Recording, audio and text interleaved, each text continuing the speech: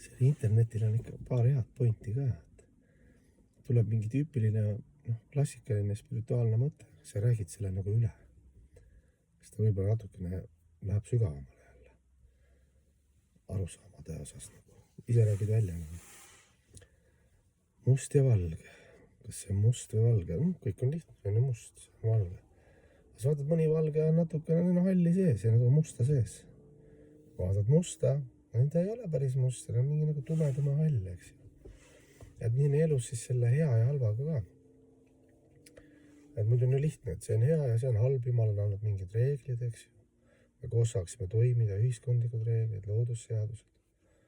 Et kui me nagu need head ja halba nagu ei teadvustaks ja ei saaks aru, mis viib edasi nagu armastuse poole, mis nagu pimeduse poole, siis oleks veel hullem kaos. Aga kuna on valikuvabadus, siis see kaos on nagu kuhugi maani. Ja vedades on ka siis nagu teemonlikud elusolendid ja jumalikud. Siis aarjalased ja assuurad, teevatad või siis teemonid. Justkui, eks ju. Ja vaatan kristlikus ka, et seal nagu saatan ja inglid ja head ja halvad ja sa vaatad kristlikus ka süsteemis seal paljud, kes olid, ma ei tea, kes see oli seal, kes oligi kõige hullem teemon, lõpuks oli kõige kõrgemaks pühendanuks ja vedades on hästi palju. Et see on nagu teaduse küsimus. Et on teemonite, vedades ka teemonite suhtest on hästi, et see on puhtalt pühendanud ja on ka kõrgete pooljumalate, näiteks kõrgemate planeetide elusolendite seas, kes on ka nagu meie hinged ja kellel elustandardid ja ütleme, karma on parem. Et nende seas on ka nagu pidevalt seal libastumiseks oma vale ego otsa, nendes liilades. Et väga raske on seda nagu sellist jämedat piiri panna, eks ju, et sellepärast on ka vedades väga peenelt see armastuse, puhta armastuse nagu see kunst või õpetus või filosoofia kirjas, kui sa seda süvened, saad aru, et millal siis hakkab täiesti tingimusteta armastus, spontaanne omakuse püüdmatu. Aga enamusel meil on see nagu segu kuhugi maani, et isegi mõnes mõttes isegi juba vaimses maailmas või kontaplaneetidele, kus on vabanemine, kus ei ole sündi, surma, vanadust ja haigusi ja kus on vabane elusolendit ja öeldakse, et näiteks Laksmi Narayana tasemel pühendunud, siis Vaisnavid, Vishnu pühendunud. Nemad on köidetud Jumala nagu hiilgusest ja rikkusest ja küllusest, sellest Jumala Aishvarja aspektist. Ja sealt pealt nagu omakuse püüdmalt teenivad, aga neil on nagu see justkui nagu väike selline varjud sees selleks.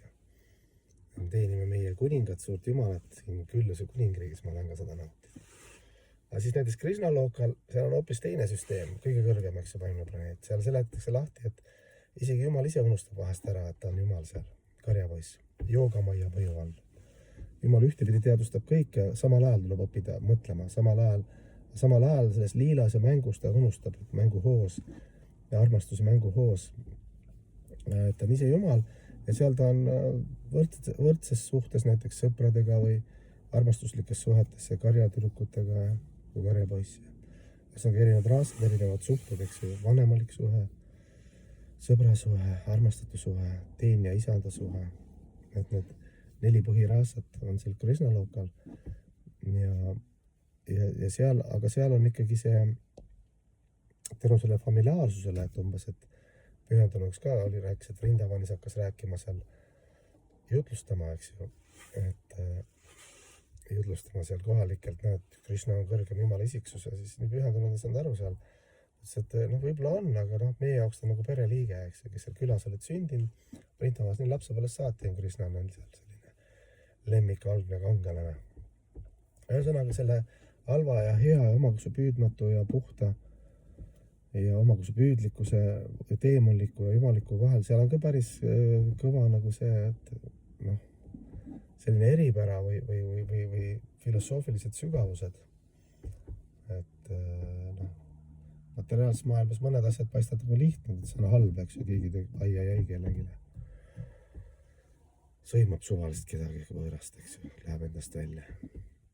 Et miks sa niimoodi teed, eks ju, võid ju rahulikult ka rääkida, et see on vale. Aga samal ajal see on hästi palju varjunud neid ühtepidi, kui ta see juba teeb seda, siis see elusolend on ka omamoodi ära teeninud, keda ta nagu juuda ta siis kedagi sõimas, oli ülekohtune eelmises elus ja selles elus, nüüd see tuleb lihtsalt tagasi karmaseaduste järgi. Ühtepidi halb ja teistpidi ka hea, et see on selline lai mõtlemine, aga üldine õnneks selline, nagu Jeesus ütles, tunnete viljade järgi, ikkagi see üldprintsiip on hea, et selle järgi sa näed ära, et oma teaduse järgi, et kas sa tahad businessit teha Jumala elusolenditega ja kõik panna oma meelte ja oma kehalise kontseptsiooni kontrolli alla, või sul on lihtsalt tahad kõigile head ja kõiki teenida, kuidagi anda oma energiat või mis sul Jumal on andnud vara või andekust või füüsilist kuidagi teenimissoord. Et rakendad selle nagu kõikide heaoluks. Et sealt saad näha, nagu, mis see protsent sul on. Aga muidugi võib-olla mõnikord kõige lähema inimesega ka business. Arvad, et I love, panen neti üles, I love you. Järgmine ette ei ole neid pilte. No. Vastik inimene, see on päris see. Aga algus oli I love you. No ju siis ei olnud algus peale ikkagi, oli see business armastuse suhe. Kus oli armastust ka, aga mina mulle minu ikka seal, sina mulle nii, ma nii. Et kui nüüd seal midagi enam ei harmoniseerunud, siis nägemist, eks ju. Aga inimesed lähevad lahku kohta protsessid ja tänavale ütle tere ka.